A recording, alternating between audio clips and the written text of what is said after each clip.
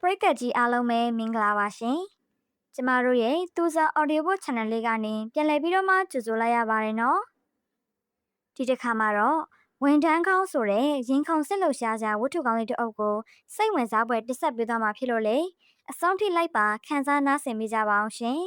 ။ကဲဒါဆိုရင်တော့ intro လေးပြီးသွားရင်စလိုက်ကြအောင်ပါနော်။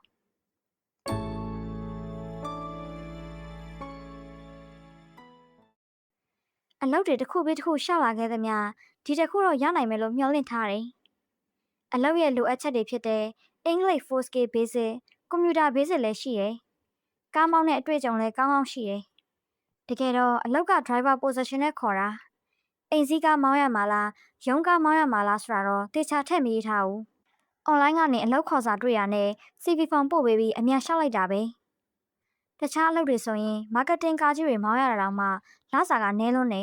။ဒီအလုပ်ကတော့လစာကလည်း9သိန်းလောက်ကနေစပြီးပေးတာရဲ့။ကားလေးပဲမောင်းရမယ်ဆိုတာကြောင့်အားတက်သရောလျှောက်ပြီးအင်တာဗျူးခေါ်တာနဲ့ဘာညာညာစဉ်းစားမနေတော့ပဲတခါတည်းလာဖြေလိုက်တာ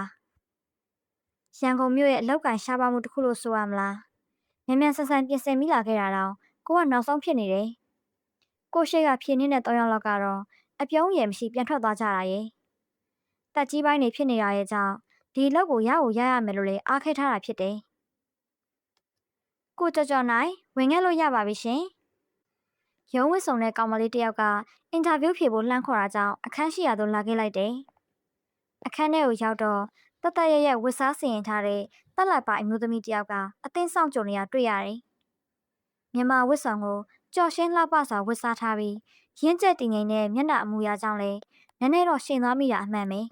။အသားဖြူဖြူမှာပါတိတ်ဝမ်းဆက်နီညိုရောင်ကိုဝစ်ဆင်ထားပြီးမျက်ခုံးထူထူမျက်နှာပုံစံကလည်းမင်းသမီးမယ်လိုဒီတို့လိုပုံစံမျိုးဆိုတော့တော်တော်လေးကြည့်လို့ကောင်းတဲ့အမျိုးသမီးတို့လည်းစိတ်ထဲကနေမှတ်ချက်ပြုနေမိတယ်။ကျွန်တော်ရောက်နေရတော့စကားတစ်လုံးမှမပြောသေးပဲအပြုံးရည်မရှိတည်ငြိမ်တဲ့မျက်နှာထားနေ CV ဖောင်ကိုထိုင်ကြည့်နေလိုက်တာခဏကြာတော့မှစကားဆလာတော့တယ်။ငါမောင်ရဲ့အသက်ကဒီမှာရေးထားတာ26နော်။ကားကြီးတွေမောင်းငယ်ဘူးတယ်ဆိုတော့ဗမာမောင်းငယ်ဘူးတာလေ။ကျွန်တော်နေမာတော့ကမောင်းငယ်တာပါအမ။အိမ်ကခရီးသည်တင်ကားထောင်ထားတာဆိုတော့နေစုံမောင်းမှုပါတယ်။ပြီးတော့ရန်ကုန်မှာလည်းကုမ္ပဏီကားတွေမောင်းမှုပါတယ်ဗျ။ပညာအရေးချင်းကလည်းမနှိမ့်ဘူးနော်။ English speaking နဲ့ကွန်ပျူတာလည်းရတယ်။ email နဲ့လည်းကြောင်းပြီးထားတယ်ဆိုတော့ငါမောင်ပညာအရေးချင်းနဲ့ကားမောင်းတာကတင့်တော်ပါမလား။ဟုတ်ဘာမှမဖြစ်ပါဘူးဗျ။ကျွန်တော်ကငငယ်ကလေးကကားမောင်းရတာဝါသနာပါတော့တခြားလုပ်တွေကြမလုပ်ချင်လို့မလုပ်တော့တာပါ။ကောင်းပြီလေ။ဒါဆိုလဲအမအလုပ်အကြောင်းကိုရှင်းပြမယ်။အစမ်းခန့်တစ်လတော့စောင့်ကြည့်မယ်။ပြီးရင်တော့အမြဲတမ်းဝန်ထမ်းဖြစ်မှာပေါ့။အမတို့ကုမ္ပဏီမှာအများစုကမိန်းကလေးတွေပဲ။လုံခြုံရေးဝန်ထမ်းနဲ့အလုပ်ကျန်းဝန်ထမ်းလောက်ပဲယောက်ျားလေးတွေရှိကြတာ။ဟုတ်ကဲ့ခင်ဗျ။ငါမောင်ကအဓိကအမအတွက်ကားမောင်းမရမှာ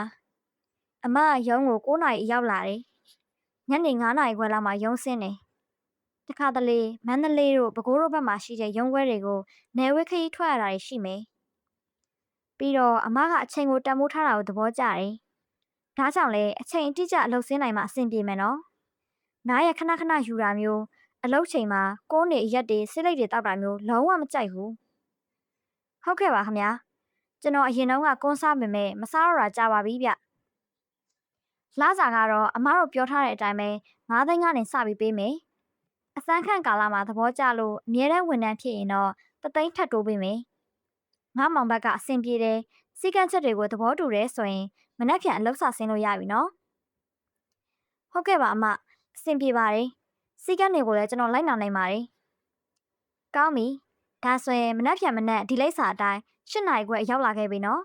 ။သူမကမ်းမိလိုက်တဲ့လိပ်စာကလေးကိုလှမ်းယူလိုက်ရင်ပျော်ရွှင်မှုတွေနဲ့အတူ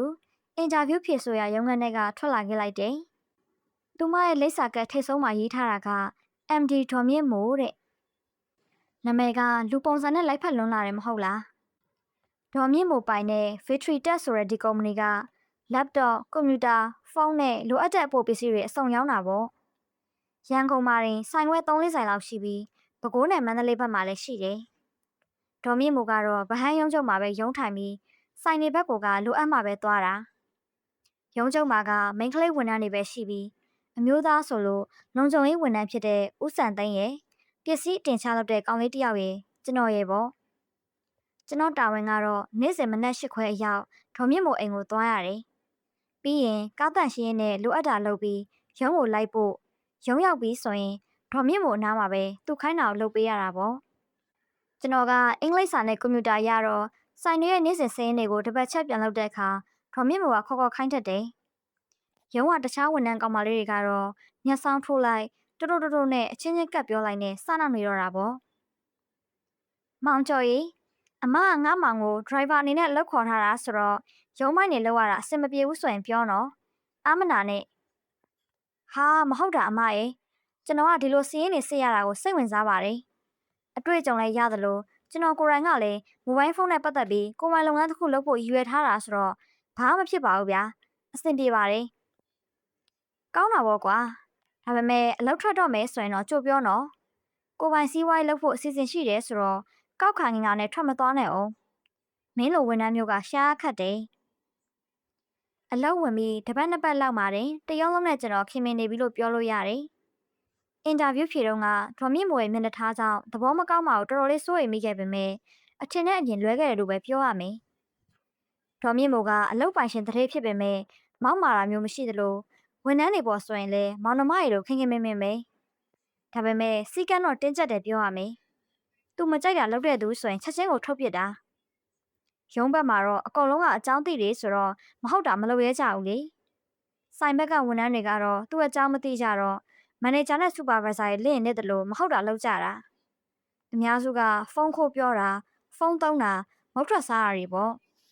ဒေါ်မြင့်မို့ကလည်းသူဆိုင်ရောက်လာလို့မဟုတ်တာတခုလုံးနေရတွေ့တာနဲ့တန်းထုတ်တော့တာပဲတနေ့ကလည်းစမ်းကြောက်မှာရှိတဲ့ဆိုင်ကိုသွားတော့ကကောင်လေးတယောက်အလုပ်ချိန်မှာဖုန်းပြောနေလို့ချက်ချင်းမန်နေဂျာကိုပြောပြီးထုတ်ခိုင်းလိုက်တာမောင်ကျော်မင်းစရင်နေလက်စတက်လိုက်တော့ကော်ဖီဆိုင်သွားရအောင်ဒေါ်မြင့်မို့ကော်ဖီဆိုင်သွားပြီဆိုရင်ရုံးဝဝန်ထမ်းတွေကပျော်ကြတယ်ပြန်လာရင်မုတ်ဝက်လာကြတာကိုကျွန်တော်ဆိုရင်လေတပတ်ကို3လလောက်တော့မဝိုးပေးတတ်တယ်ဒေါ်မြင့်မို့ရဲ့အိမ်ကဗဟန်းထဲမှာပဲရှိတာသူ့အိမ်မှာကတန်ရှင်းလုပ်တဲ့အိမ်မော်အထော်ကြီးရဲ့သူ့အမေရဲ့နိုင်ငံခြားကြောင်းတက်နေတဲ့သူ့သမီးလေးရဲ့ပဲတွေ့မိတယ်သူ့အမျိုးသားကိုတော့တခါမှမမြင်ဘူးသူ့သမီးလေးတောင်မှတနေ့ကကြောင်းကားမလာလို့လိုက်ပို့ရင်းနဲ့သမီးရှိမှန်းသိခဲ့ရတာလုံချုံရေးဝန်ထမ်းဦးစံသိန်းပြောတာကတော့ဒေါ်မြင့်မို့ရဲ့အမျိုးသားကဒေါ်မြင့်မို့ကိုသမီးလေးငယ်ငယ်လေးကလေးကထားသွားတာလို့တော့ပြောတာပဲဒါကလည်းတခြားသူရဲ့ပြောစကားဆိုတော့အတီတော့မှတ်မထားဘူးပေါ့ဗျာသူတို့လည်းကြားဘူးနောက်ဝရှောက်ပြောကြတယ်လို့ထင်တာပဲမောင်ကျော်မင်းကပညာရည်ချင်းလဲပြည့်စုံနေကားမောင်းတာလည်းအရင်ဒရိုင်ဘာကြီးနဲ့လုံးဝမတူဘူးစိတ်လဲရှိသလိုအလုပ်ပေါ်လဲဝရိယရှိတယ်ငါတော့မင်းလိုဝန်ထမ်းမျိုးကိုရထားတာကံကောင်းတယ်ပြောရမလားပဲ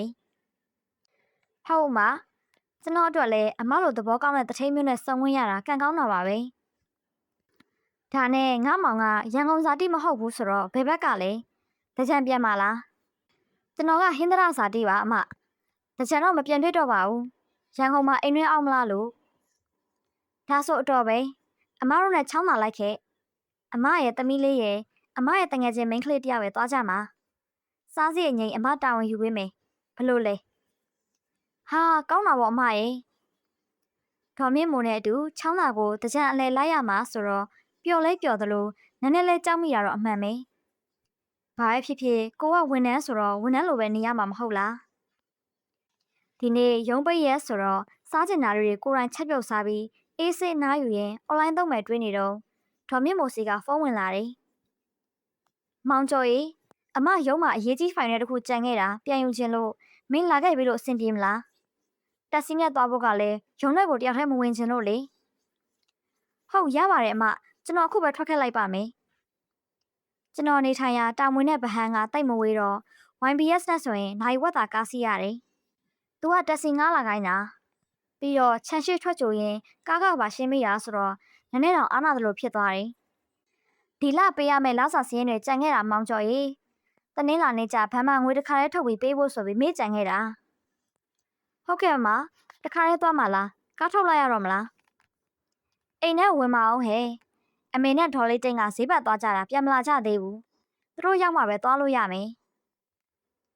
ကြော်နိုင်ဒီလိုလှပခန့်ညားလွန်လာတဲ့အဲကန်းကြီးမှာတခါမှမထိုင်ခဲ့ဘူးတာတော့အမှန်ပဲ ငွေကြေးဥစ္စာကျွဲဝချမ်းသာတဲ့သူတွေများဇိမ်ခံစရာခေတ်ပေါ်ပစ္စည်းမျိုးစုံနဲ့ပျော်ရွှင်မှုဆိုတာကိုငွေနဲ့ဖန်တီးလို့မရဘူးဆိုရင်တော့မရှိတဲ့သူထက်ဆိုင်တော့ပုံမပြည့်စုံနေတာပဲမဟုတ်လားမောင်ကျော်ကော်ဖီတောက်လိုက်အောင်အမေတို့ပြန်လာရင်အစင်းသန်းဖြစ်အောင်အမပြင်ဆင်လိုက်အောင်မယ်နန်းတော်ကြီးရဲ့ရောက်သွားသလိုဟိုဒီငေးမောနေတော့ဒေါ်မြင့်မို့ကော်ဖီလာပြီးတော့လန့်သွားမိတယ်ရွှေအိမ်ဆန်နန်းတော်ကြီးကိုပဲကြည့်မဝနိုင်ကငေးမောနေမိတာအခုမှပဲသူမကိုသတိထားမိတော့တယ်ရုံးပါလို့ဘာမှချဲ့မထားပဲမဲ့အိမ်နေရင်ကပုံမလှပတော့နေတာညင်းမရဘူးကျွဲဝချမ်းသာလုံးနဲ့အလှပတွေကိုသတိထားမိတာကြာပြီဝန်ထမ်းဆိုတဲ့ကိုဘွားကစိတ်ကူးရင်အိမ်မက်ယုံတာမဟုတ်လား